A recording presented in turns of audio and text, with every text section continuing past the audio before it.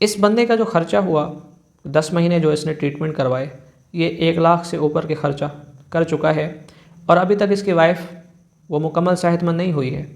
उसे वही यूरिन के वक्त में पेन भी है, उसे वही जलन भी है। अभी उसका ट्रीटमेंट चल रहा है इन दिनों भी। 10 महीने पहले एक पेशेंट ने मुझसे रब्ता किया। उसने कहा कि मुझे ऐसा महसूस होता है कि फ़िज़िकल एतबार से मैं वीक हूँ और कुछ जिस्मानी कमज़ोरियाँ हैं। मैं चाहता हूँ आप मेरा इलाज कर दें और अनकरीब मेरी शादी है। मैंने उसे कुछ दवाएं सजेस्ट की, लेकिन उसने इलाज नहीं करवाया और मेरी आदत नहीं किसी को दोबारा से मैसेज करके पूछने की कि आपने क्यों नहीं रब्ता किया इलाज के लिए दोबारा से। खैर वक्त गुज़र गया। कोई 9-10 महीने के बाद उसका मुझे दोबारा मैसेज आया।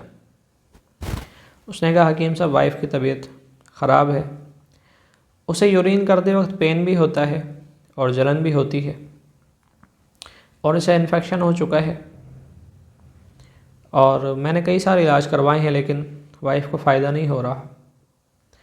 तो चूँकि किसी भी केस को सबसे पहले डायग्नोस किया जाता है कि किस वजह से है और क्या मसाइल हुए, तो ऐसा मामला हो गया।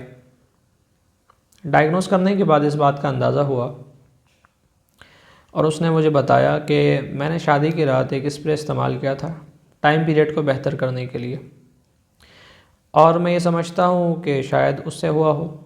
तो जब मैंने सुना तो मैंने कहा ये आपको उसी से हुआ है। और चूँकि मुमकिन है कि डॉक्टरनी जो गायनोकोलॉजिस्ट उसकी वाइफ का इलाज कर रही थी उसके सामने ये बात ना ही हो, क्योंकि ये बात तो इसको पता थी, मुमकिन है कि इसने अपनी वाइफ से भी शेयर ना की हो। खैर, और ये चीज़ें तो ऐसी होती हैं कि आदमी किसी को बताते हुए भी परेशान होता है। अब यहाँ पर सबसे ज़रूरी चीज़ क्या है, वो आपके लिए जो नसीहत है, और इस चीज़ को अगर आपने समझ लिया तो आने वाले नुकसान से आप बचेंगे। अब उस असल बात पर आते हैं।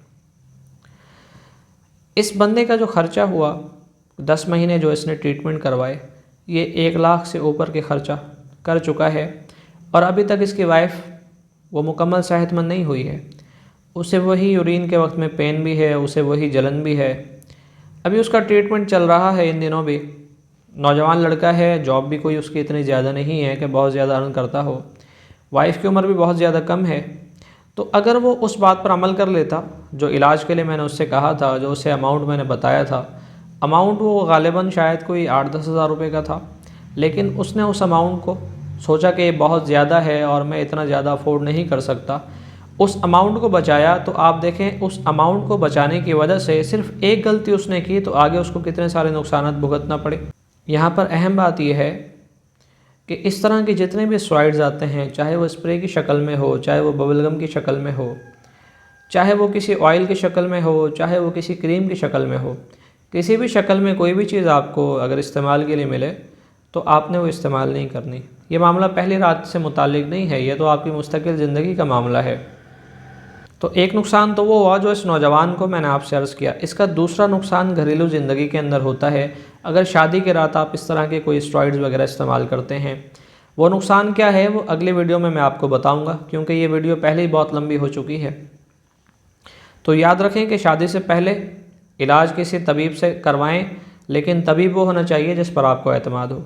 अगर बेएतमादी से इलाज करेंगे तो कितने ही पैसे अपने आप पर खर्च कर लें, आप सेहतमंद नहीं हो सकते। यहाँ मामला पैसों से ताल्लुक़ नहीं रखता, यहाँ पर मामले का जो ताल्लुक़ है, यहाँ पर इलाज का जो ताल्लुक़ है, और फिर फिज़िकल रिलेशन में पेन भी, जलन भी, औलाद का मामला नहीं हो पा रहा और इतनी कम उम्र के अंदर किसी को बता भी नहीं सकता कि क्या वजह है, और रोज़मर्रा की ज़िंदगी को गुजारने का जो मामला था उसके अंदर भी परेशानी। और अब वाइफ भी ये कह रही है कि आपने मेरे साथ ये क्या मामला किया, ये क्या ज़्यादती कर दी। और शादी के बाद की ज़िंदगी खुशहाल नहीं गुजर रही, जो खुशहाल गुजर जाती अगर थोड़ा सा अमाउंट अपने ऊपर वो खर्च कर लेता। लेकिन यहाँ पर मामला अमाउंट के खर्च करने का नहीं है जो मैं आपको समझाना चाह रहा हूँ। आप शादी से पहले इलाज करवाएं ना करवाएं वो आपका ज़ाती फ़ैसला है कि आपको क्या अपने लिए बेहतर लगता है। मालिश तो आपको वही बात बताता है जो आपके लिए बेहतर होती है, वो आपके एतमाद के साथ जुड़ा हुआ है। तो इसलिए मालिश पर एतमाद होना बहुत ज़रूरी है। उसके बाद इलाज की तरफ जाएँ, अल्लाह ने चाहा तो आप खुशहाल ज़िंदगी गुजारेंगे।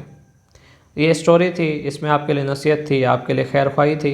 अपने दोस्तों को टैग करें, उनको शेयर करें और उनको ये मालूमात ज़रूर फराहम करें कि ऐसे कोई मामले आपने नहीं करने, चूँकि शादियों का सीज़न है तो बहुत सारे नौजवान ऐसा करते हैं। इससे मुताल्लिक 2 स्टोरी और मेरे पास है, एक इसके घरेलू नुकसानात क्या हैं वो, और 2 वीडियोज़ मज़ीद बननी है जिसमें 2 अलग अलग स्टोरीज़ हैं, वो मैं इंशाल्लाह आपको अनकरीब ज़रूर रिकॉर्ड करके दूँगा।